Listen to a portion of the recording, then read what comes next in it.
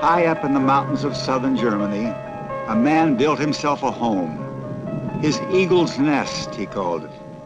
Up here, he dreamed of ruling the world. It was a mad dream, but for a time, it seemed as though he might realize it.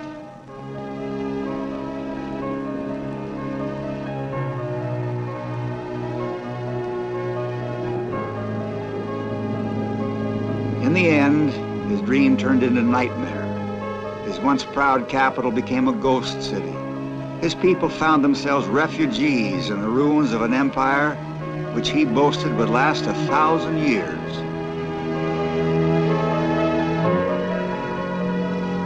Such was the legacy of the one-time corporal in the Kaiser's army who became dictator of Germany, Adolf Hitler.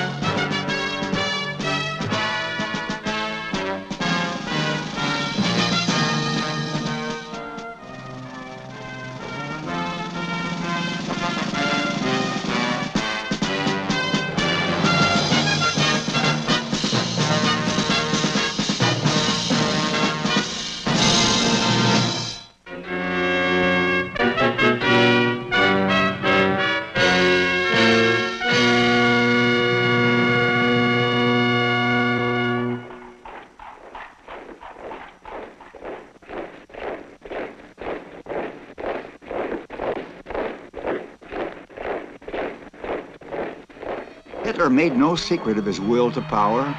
It was what won him the adulation of so many of his fellow countrymen. He would give them everything they wanted. He would give them glory and honor. He would make them racially pure. He would make their children masters of the world. Anyone standing in the way would be ruthlessly cut down. And yet he seemed a kindly enough man, one you could even enjoy a joke with if you knew him well enough. I don't think he was a personally brutal man, but I think he had that icy coldness that could order the deportation of the Jews to concentration camps without giving it a second thought. And I think that, incidentally, is a characteristic of a lot of great people in power. How could outsiders define this new phenomenon of German power? In Berlin, during Hitler's rise to power, was Drew Middleton, correspondent for the New York Times. Well, my personal definition would be when a man uses to the very fullest his physical, emotional, and intellectual abilities. In so doing, he affects the life of his people and the times in which he lives. In the case of Adolf Hitler, he was thinking in terms of German might making German right.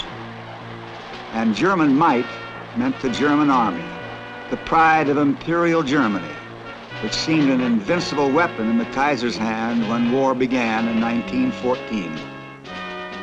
Hitler served in that army as a company runner. His courage in the trenches won him the Iron Cross. On the battlefield, it could be proved that might makes right. True, Germany lost the war, but that was because of the Republicans, the Socialists, the Jews, and the war profiteers who had combined to stab the army in the back, according to the legend which Hitler was to foster. These poisonous elements must be purged from German society, and the peace treaty they had accepted, the Treaty of Versailles, must be avenged.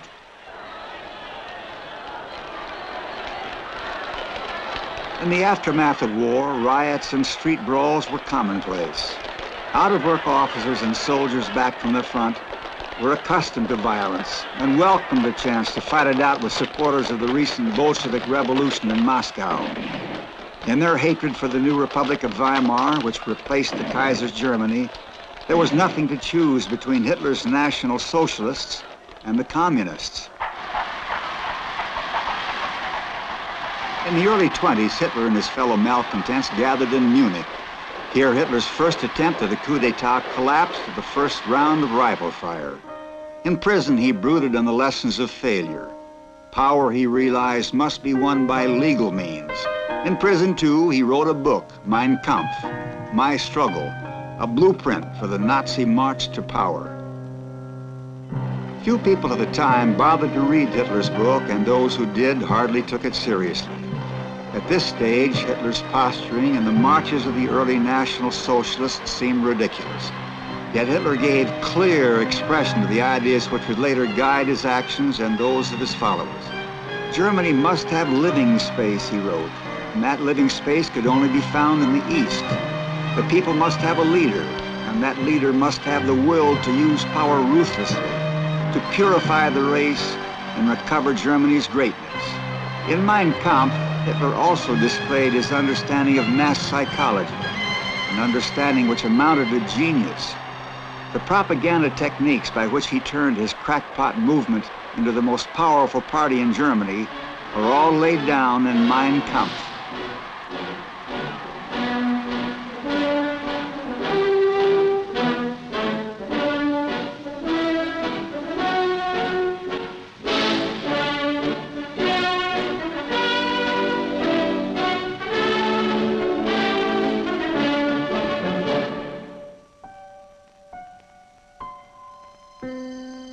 Hitler hated Jews.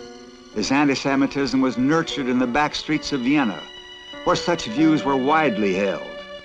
At that time, Jewish communities existed in most of the big cities of Central Europe. To men and women who had lost their savings in the post-war inflation or found themselves out of work in the Great Depression at the end of the 20s, these Jewish communities became a target for every kind of discontent.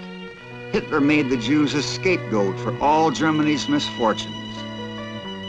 As the power of civil law inside Germany declined, so Nazi Jew-baiting grew in violence. Jews were publicly humiliated and beaten in the streets. Jewish shops were smashed. Jewish property and synagogues set on fire.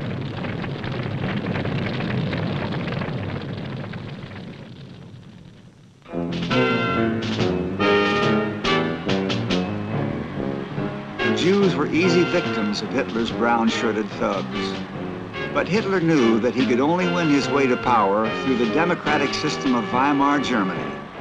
The state, after all, still possessed greater actual powers than he and his party did. He must obtain those powers legally. When Germany's economy suddenly collapsed in the wake of the world slump, Hitler saw his opportunity. In a series of elections following close upon each other, he courted every kind of vote. To the employers, he promised security against Bolshevism. To the conservatives, he promised order. To the radicals, he promised social revolution. His tireless campaigning paid off. Overnight, it seemed, the number of his supporters leaped into millions. No longer a party of crackpots, National Socialism was a mass movement, equal in strength to the other powerful parties in the state. In January 1933, Hitler was appointed chancellor. His will to power had carried him to the top. Outwardly, legality was preserved, but it was the death knell of the Democratic Republic of Weimar. A huge torchlight parade by Hitler's supporters signaled his victory. No one really knew what his arrival in power would mean. His followers, of course, all looked for a share in the rewards of victory. But it would not be long before Hitler would throw his private army of brown shirts, the SA, to the wolves in order to win the confidence of the regular army.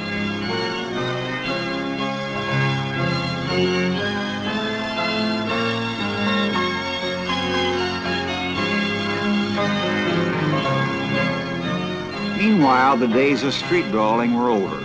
Hitler and his party bosses were now the respectable leaders of the state. He had promised to give the nation order, and order, his kind of order, he would indeed give them, no matter what the cost.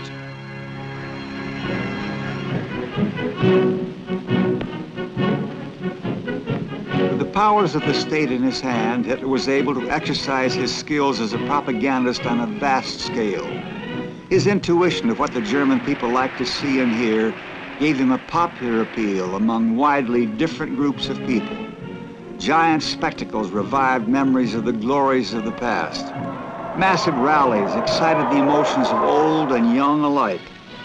Ich verspreche, alle Zeit meine Pflicht zu tun.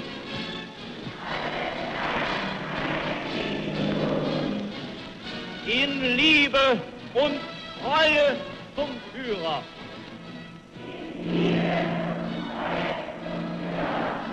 The young at that time vaguely recognized that back there in the past there had been something much more glorious, something much more appealing than this bourgeois Republic of Weimar.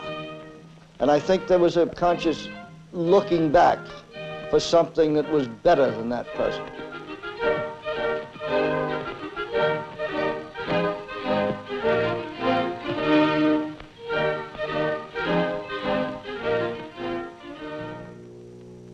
I don't think we ought to get the idea that all the Nazis were gutter snipes either, or street brawlers. There were some very substantial people who became Nazis. With National Socialism elevated into the official creed of the German state, Hitler staged spectacles that surpassed the grandest of operas. One people, one Reich, one leader. His power was absolute, his will unchallengeable.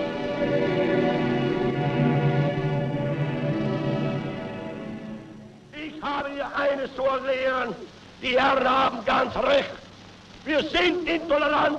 Ich habe mir ein Ziel gestellt, nämlich die 30 Parteien aus Deutschland hinauszufegen. One secret of Hitler's hold over the German people was his skill as a speaker, in which he was aided by technical developments in radio broadcasting and sound amplification at mass rallies. The power of his oratory grew as he himself gained confidence and followers. Wir haben ein Ziel uns gewählt und verfechten es fanatisch, rücksichtslos bis ins Grab hinein. He knew his audience. He knew exactly what chords to play to get the maximum response. He began in a very moderate tone, and then when he got on his main theme, gradually worked them up to a pitch. It's almost like a rocket going up, very slowly at first, and then at the end it bursts. Gibt es bestimmte Gesetze, die immer Geltung besitzen.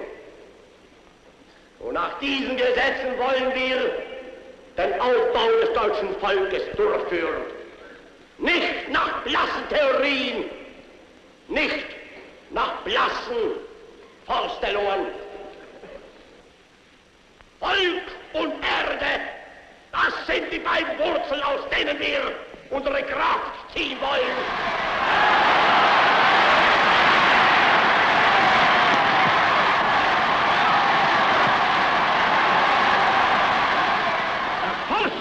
Der Besitz auf dieser Welt aber ist das eigene Volk.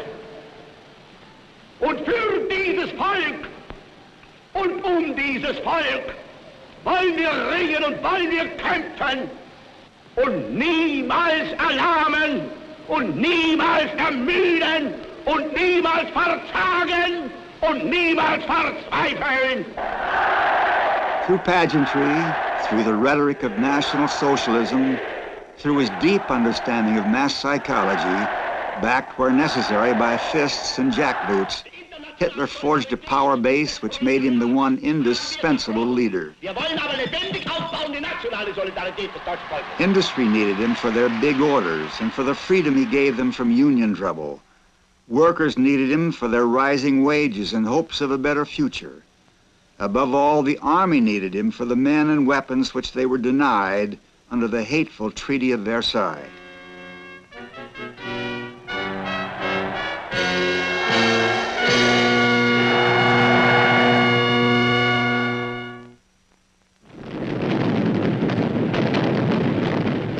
Under the terms of the peace treaty, which ended the First World War, Germany was restricted as to the armaments she could manufacture and troops she could maintain.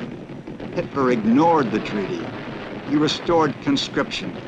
And then, of course, as he rearmed, he brought back the Wehrmacht. with its bands, its tanks, its aircraft. And again, to an intensely militarist people, this had a great appeal. Even though at that time, comparatively, the German, the Wehrmacht was weak, it didn't look that weak to somebody who's seeing the parade of a division for the first time in his life. This looks like all the strength in the world, and Germany is back on its feet again. Shock waves ran through the capitals of Europe. Some of Hitler's generals warned him against rearming. They feared retaliation from France and Britain, but the leaders of the Western democracies were unwilling to risk another war. Hitler knew their fears and played upon them. Each success gave him renewed strength. Might was proving right.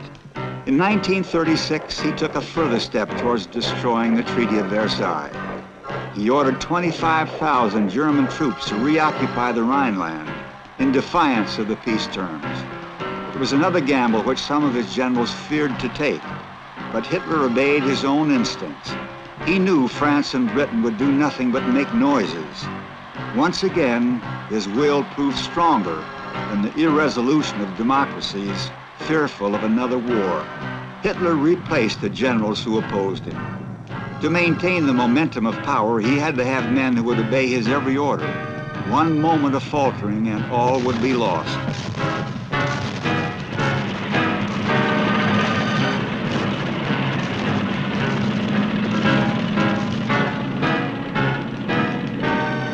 After the Rhineland came Austria, the leader's birthplace. All German-speaking people were to form part of Hitler's greater Germany. I think that Hitler was very swift to seize upon the weaknesses of the powers arrayed against him. He knew the strength of the Austrian Nazi Party and the irresolution of some of the Democrats in Austria. Und Kanzler der deutschen Nation und des Reichs, melde ich vor der deutschen Geschichte nunmehr den Eintritt meiner Heimat in das Deutsche Reich.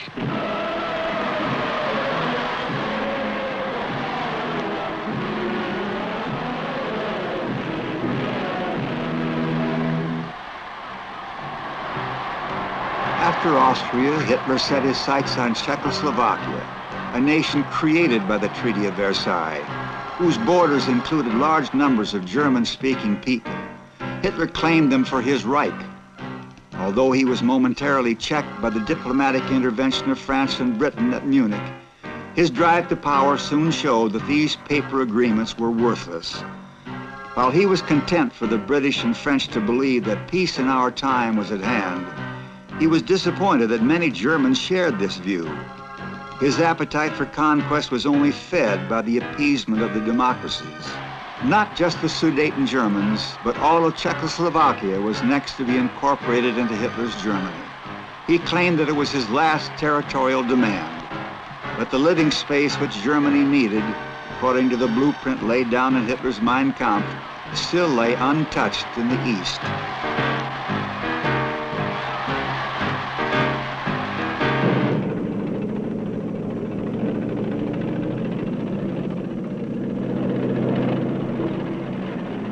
In 1939, Hitler attacked Poland.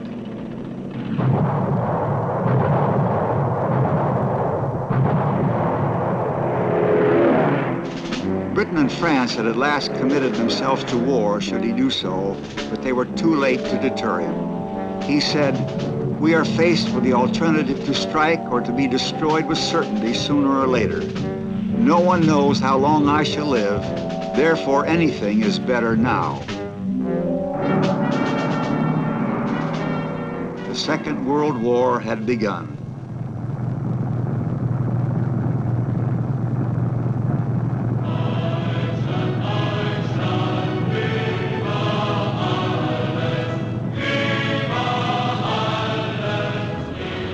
Nothing, it seemed, could stop the German armies. Before the speed and ferocity of attack known as the Blitzkrieg, one by one, the nations of Europe went under. Poland, Norway, Denmark, Holland, Belgium, Luxembourg.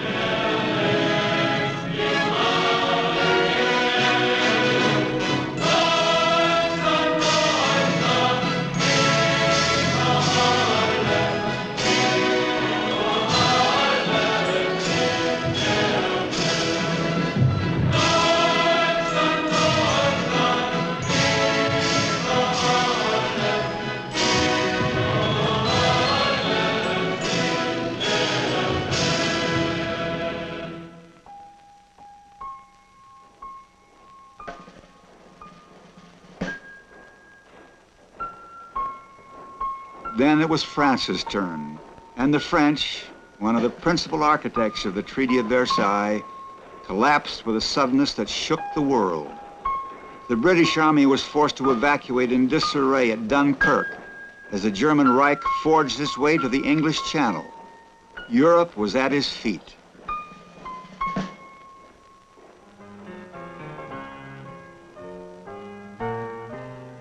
Hitler enjoyed his triumph to the full. Turning France's humiliation into a piece of theater, he forced her leaders to sign their country's surrender in the very railroad car in which the Germans signed their surrender in 1918.